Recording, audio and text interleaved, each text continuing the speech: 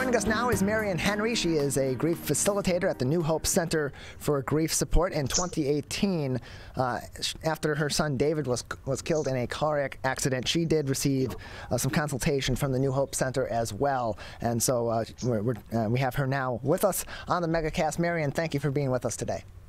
Thank you. So I appreciate having you on. It's been over 3 years now since your son David lost his life in a tragic car accident. In your grieving process, what has that passage of time, those 3 years, how has that changed your grieving process, or how has that evolved, was probably a better way to say it, over those years? Well, at first, you think it's going to get better, but it does not. Never gets better, but it does get different. Every morning you wake up and you still have that little bit of, sadness always, but eventually you're able to just cope with life. You start to get through your days. And by 3 years, one of my goals right now is just to try to help other parents through this.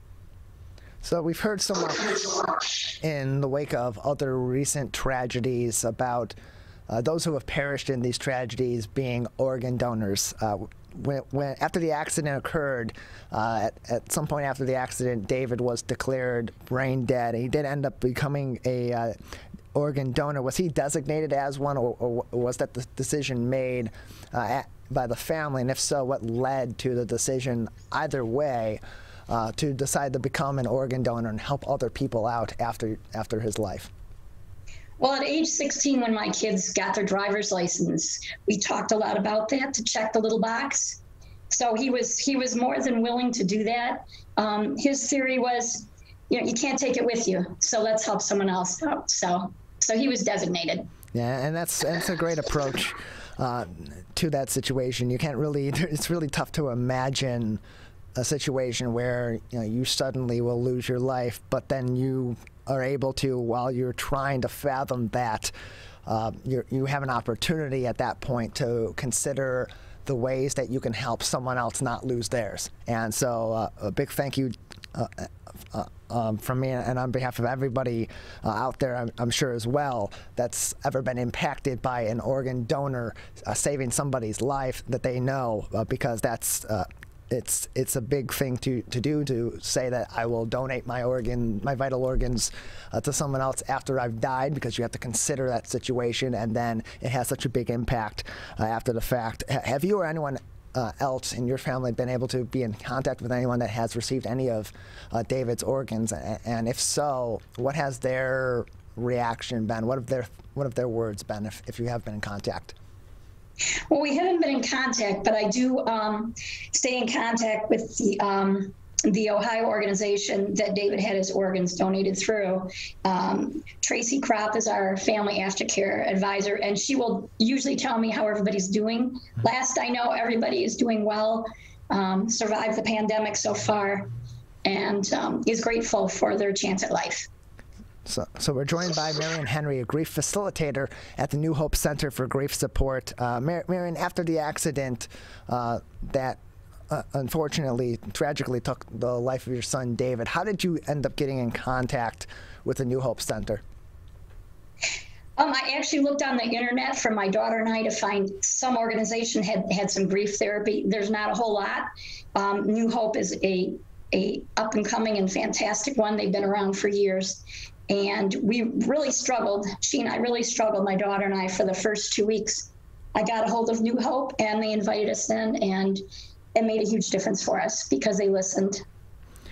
And as you mentioned, you and your daughter, especially in those initial weeks where and just really in the initial onset of grief after any tragedy that affects anybody or anyone's families, those initial points are really the toughest to process and to get through, and to get that momentum in your grieving process and your ability to understand the situation and understand your emotions related to it. And so in your what in your initial meetings with the people at the New Hope Center for Grief Support, what about those meetings helped you and helped your daughter to push through those really tough points in the initiation of your grieving process?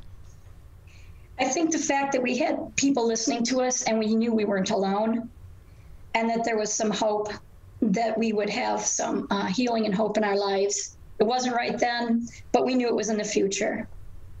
And so, Marian, now you are a grief facilitator at the New Hope Center for Grief Support. Take us a little bit along your journey from being someone that was seeking the support of the New Hope Center in your grieving process to now being someone that is helping others through theirs. Well, I went through the 8-week workshop that New Hope offers to every grieving person that comes in contact with us here.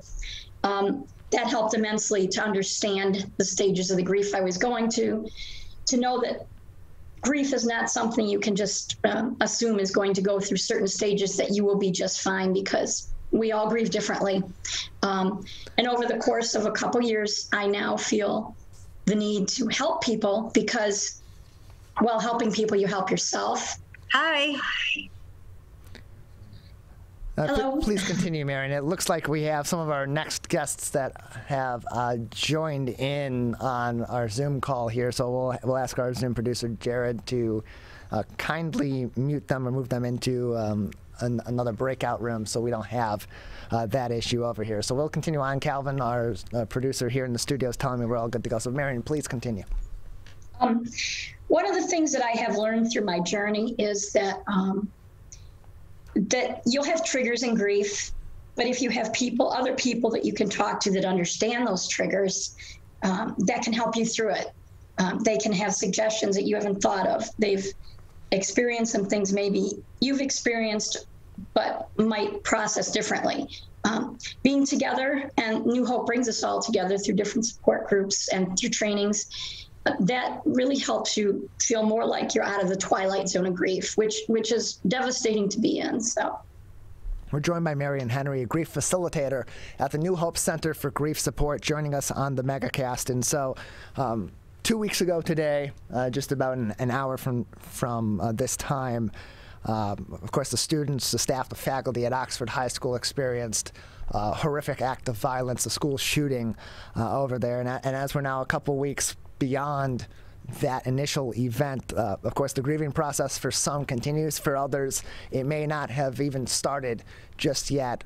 With your experience in your own grieving process, and as a grief facilitator at the New Hope Center for Grief Support, what message or what, better yet, what advice do you have for those grieving the shootings at Oxford High School to either continue on in their grieving process, which is always going to be changing, and it's going to be different one day to another, 1 week to another, a year to another, and as well to those that maybe have not begun their process yet or haven't figured out how to approach their grief and how they want to go about processing those horrific events that no one really will be able to fully understand?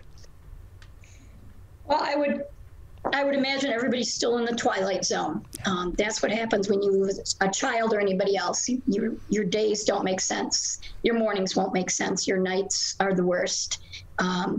Sleeping and eating can be very, very difficult. You're not in any set structure anymore. Your whole world's been turned upside down.